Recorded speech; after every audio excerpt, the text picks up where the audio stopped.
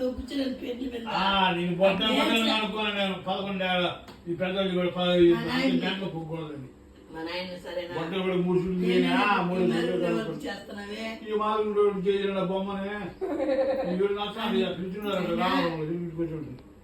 కనీసం నేను జాక్కుంటాను అని పంపించినాడు.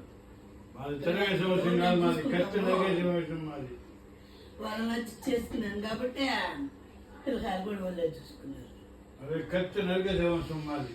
సర్వేశం పిచ్చిదైనా మంచిదైనా ఖర్చు నరిగి ఆ రాగట్టేస్తాం. ఎవరు అనిందే వెంకటగిరుడు ఖర్చు నరికి ఏళ్ళు గట్టలో మేము ఎత్తుకొచ్చుకుంటా ఉన్నాం. మా నాయన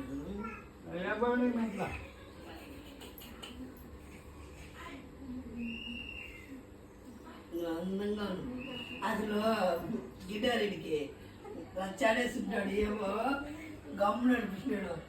పెంచలేట్టు పొలబాలు దమ్మంటే అంతే అందుకది పొలబాలు పెంచలేండి. ఎందుకంటే దానికి రచ్చలో